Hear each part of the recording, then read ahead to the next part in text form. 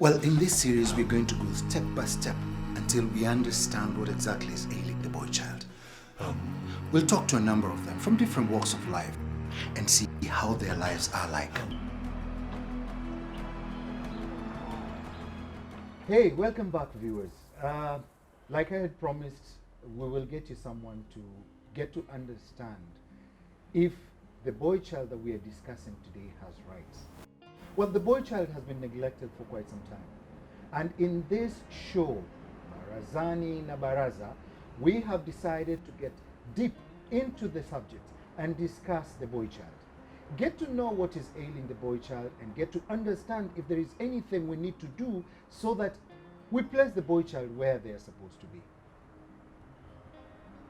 Maadili yetu yanatuambia kwamba kijana wa kiume anatakikana kuwa kule juu na anatakikana kufanya mambo fulani fulani. Lakini in this case, naambiwa kuwa kijana wa kiume, kuna vijana wa kiume ambao wana utofauti kidogo. Hawa vijana wa kiume ambao tumezungumza nao, je, wana haki? Katika hizi nchi zetu tunazoishi, hawa vijana wa kiume wana haki kama vijana wale wengine?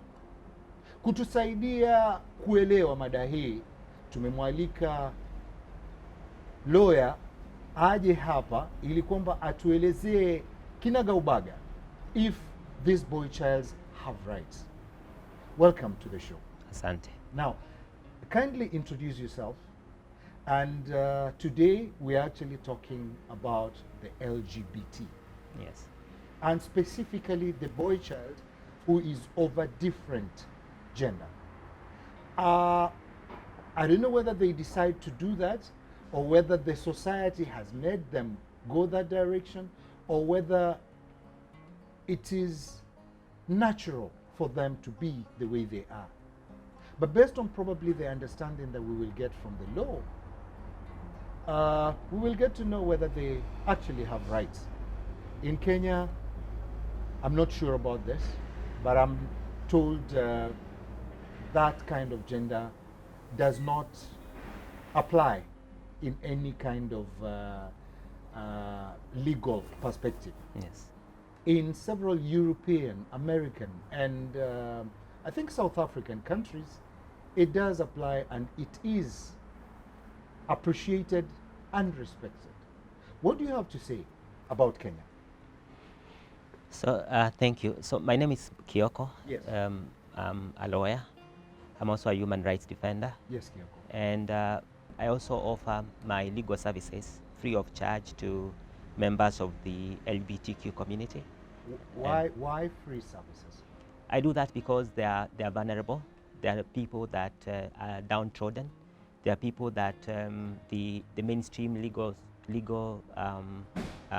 system doesn't see them as deserving of legal services.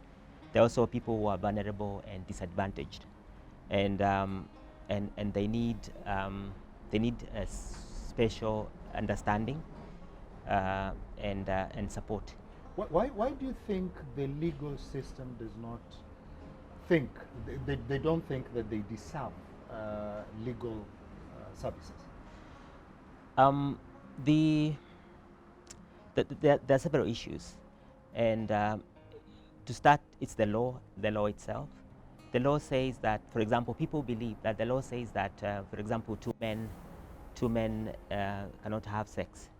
It actually says that, and people then think that these people are not entitled to to rights, to representation, to legal representation, for example, or they are looked down upon, or they are outcasts, or people that you should not associate with, and so on and so forth. Okay. So there are challenges that make them not be able to access justice. Well yes. said. As a lawyer, I Yes. believe you were trained in this country. Yes. And the laws of the land, Yes. basically the constitution and Yes. the acts of parliament, Yes. are basically the laws that guide Yes. our way of life Yes. in this country. Yes. You were trained in this country, and Yes. basically you also subscribe Yes. to the laws of this land. Yes. Why do you think it should be different? There's a law that says that a person should not allow another person to have carnal knowledge of him or her against the law, against the order of nature, or that's what the law says. And if that is the law, don't you think that is what we should stick with? So this law applies not just to sexual conduct or sexual relations between two men, but also sexual conduct between men and women against what is called against the order of nature. But we have a constitution that has rights, and one of the rights that are guaranteed in the constitution is the right to privacy, and the right to the right to privacy. And when you look at the right to privacy, when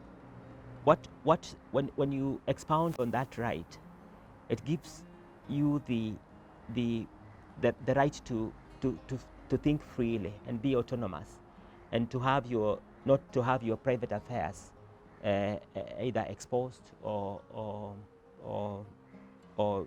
being probed by the government or other people, and so on and so forth. So that law that says regulates sexual conduct between men or between people of the same sex also tells us that you should not have carnal knowledge of someone else, and so on. That goes counter to or violates the right to privacy.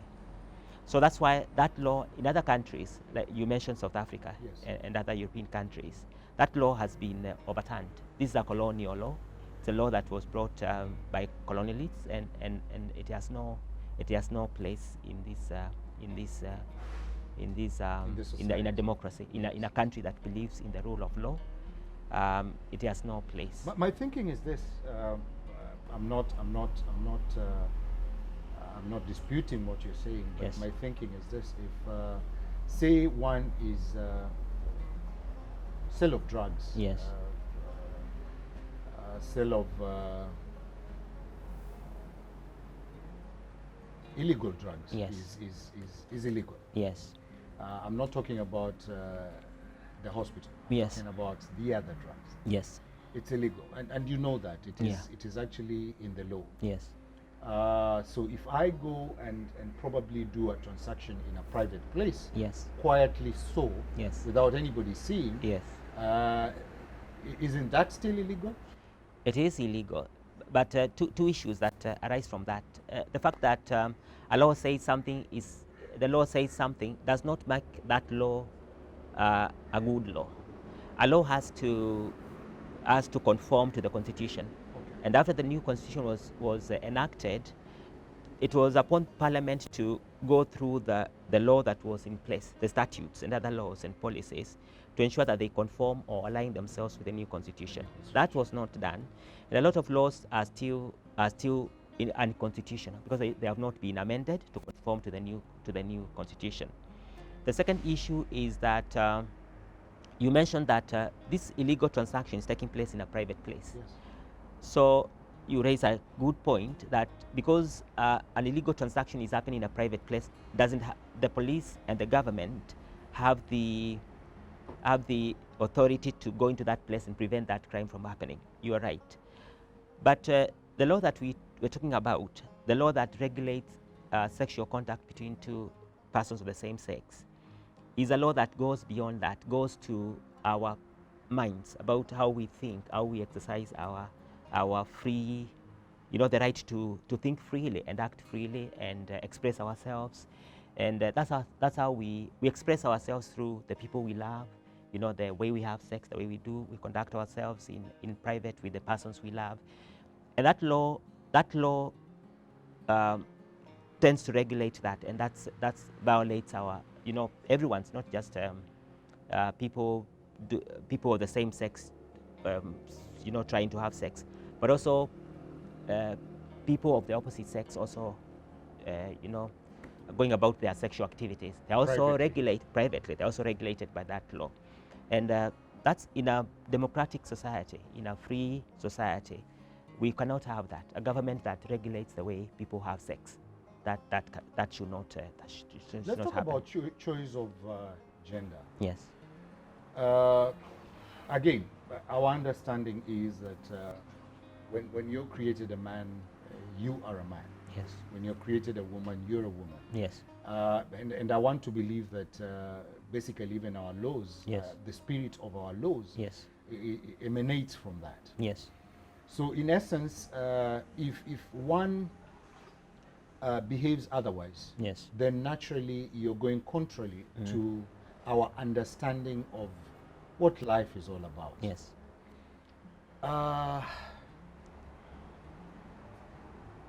What do you have to say about the choice Yes. of gender? Yes.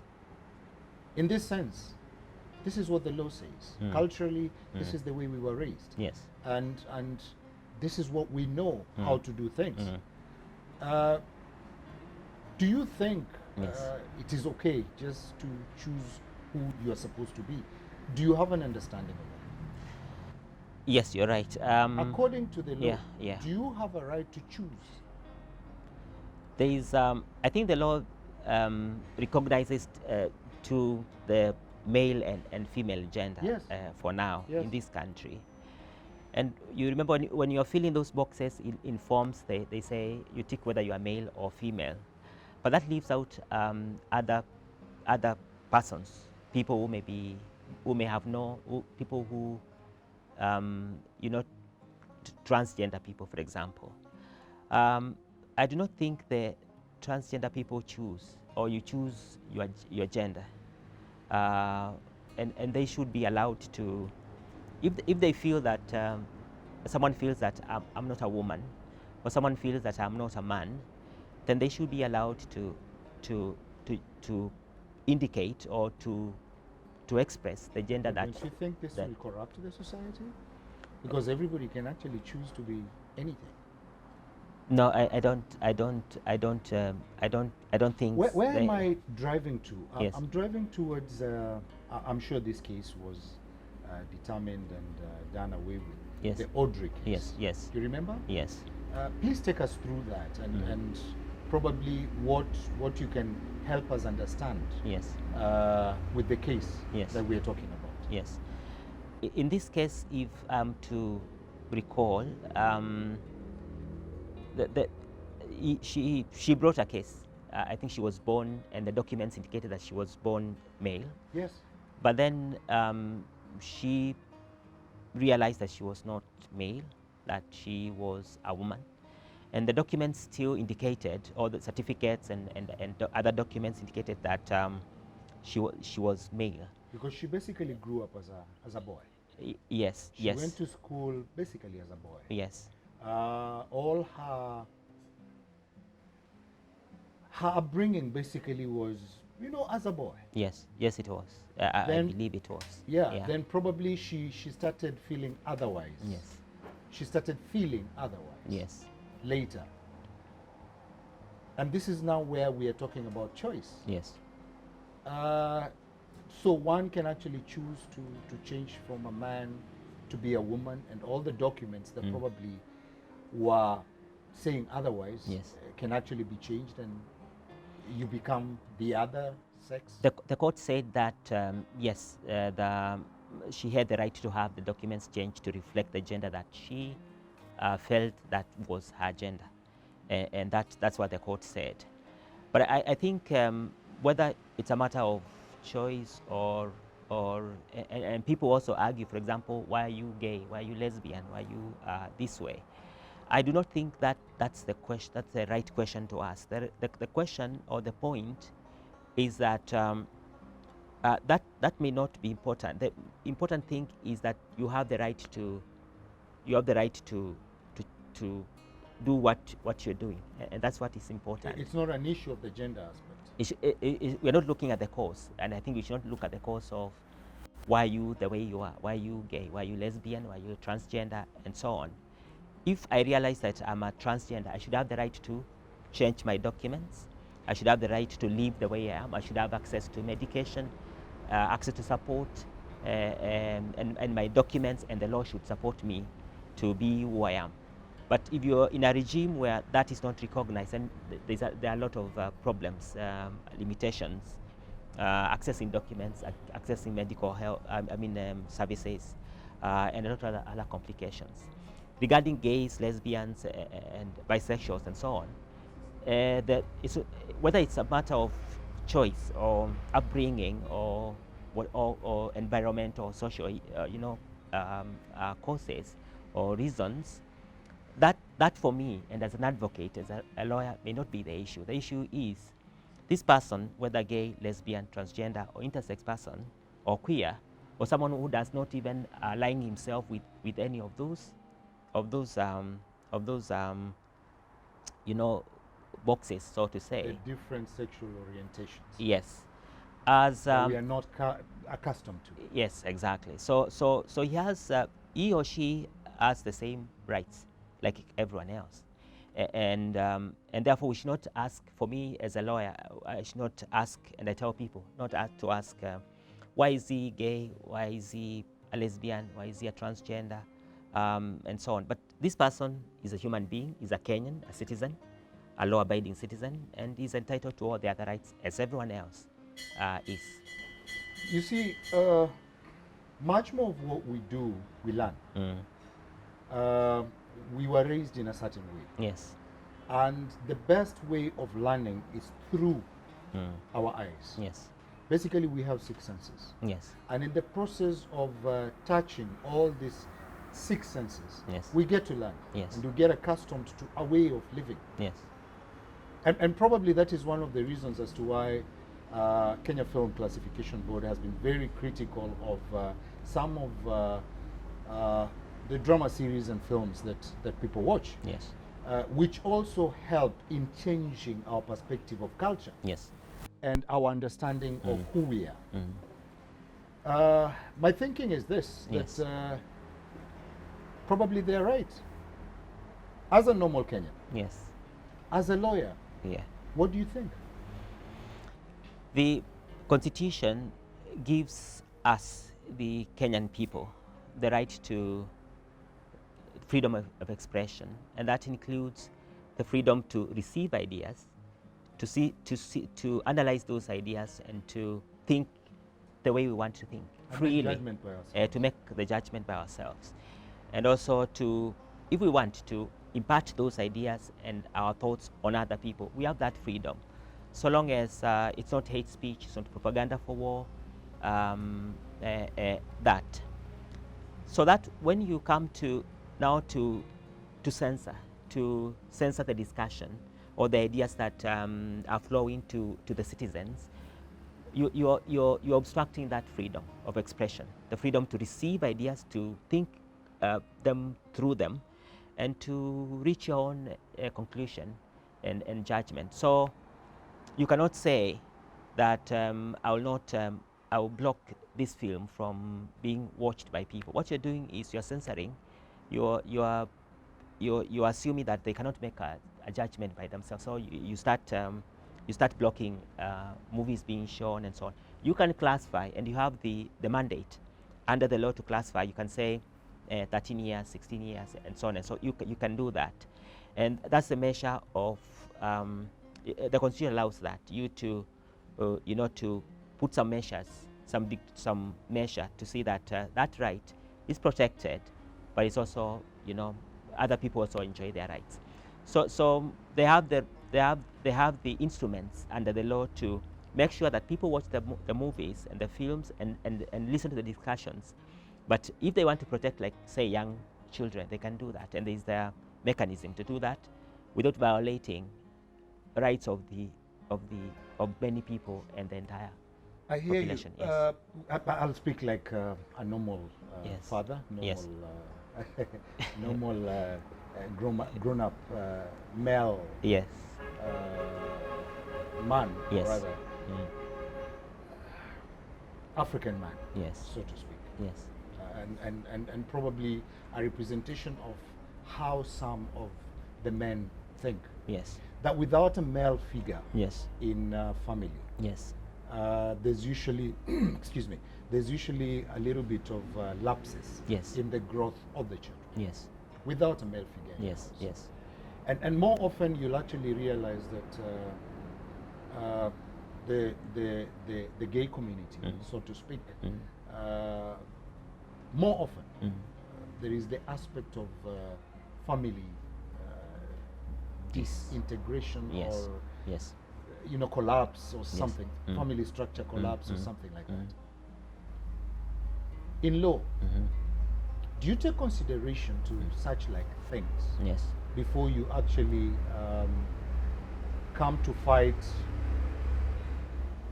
what is constitutionally, or in this case, I can say this, before the acts of parliament were passed to actually illegalize Yes. this kind of association, sexual Yes. association, Yes. people must have sat and actually thought through this. Yes. And I'm looking at it in that perspective, like I'm Yes. telling you, an African man or something to that effect. Yes. When you come to fight against this, Yes. don't you think you're actually fighting a war that is not very easy to beat? Yes. I see where you're coming from. Exactly. Because laws, you're right, laws are a reflection of the society, society. values, Yes, what they yes, what they hold yes. dear, and so on and so forth. And these laws also came from what they thought was correct then, what they thought these were their values. They thought. Yes, was what were their values then. But that's about these laws are colonial. They were brought by by our colonial masters, and they have since in their countries scrapped those laws because they saw that they were not right in the first place, and there were reasons why, religious reasons, for example, why these laws were put in place. But Because religiously, it is Yes. said that it is wrong for a man to associate with. Exactly, and that's one of the reasons why these laws were put in place. But the constitution, this constitution, and we have a wonderful constitution, also has what we call the constitutional morality. So we're not looking at the morality of the masses, or the morality of the many people, and also the what we call public interest. When you say public interest, we're not looking at the interest what many people want. So that if you were to do that, then you would oppress the minority. So you must, the constitution looks after the interests of both the majority and also the minority. So that when we look at the law and we weigh the law and we want to see whether this law is constitutional or not, we're not looking at what many of the people in the country think, or what we think is the morality that we are trying to enforce. We're looking at the morality of the constitution. For example, this thing, is it this action that we want to take, or this law we want to impose, is it acceptable in an open democratic society, for example? And if it's not, then we can. So there are mentions that this constitution has put in place to see whether this law or this action is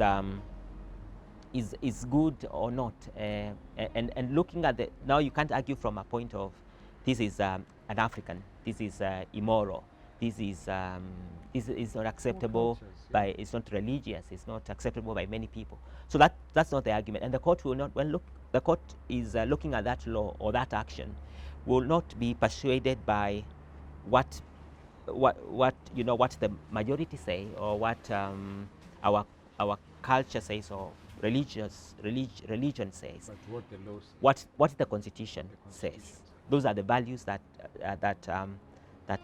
the court will look at.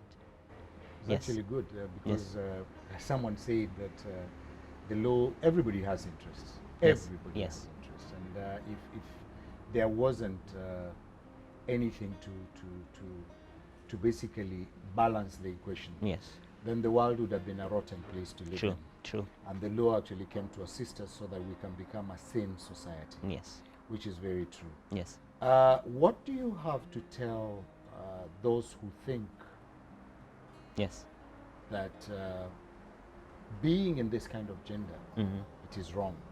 What do you have to tell those in the authorities? Yes. How should they relate, and how should they basically handle this issue of LGBT? Yes. You as an individual, and an individual who has gone through law, you've studied law, Yes. and your understanding of law, Yes. and I'm sure you're basically combining the law and the human understanding and the Yes. social understanding of these same people that you actually represent in the courts of law. Mm. Because you run there to go and represent them. Your understanding of how socially Yes. they associate with people, Yes. how socially they get into these challenges Yes. that they get involved in. Yes. What would you tell the society? What would you tell the government? What would you tell those in authority? What would you tell their parents, their friends, and everybody else out there? So speaking from a perspective of an advocate, of a lawyer, and a lawyer who has represented people who are vulnerable. It's not just LGBTQ people, but people who are vulnerable in the society.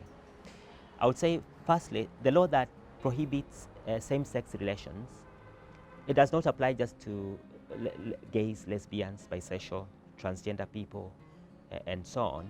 It applies across the board, but it's never implemented across the board. It's just implemented against gays and lesbians, for example, for some reason.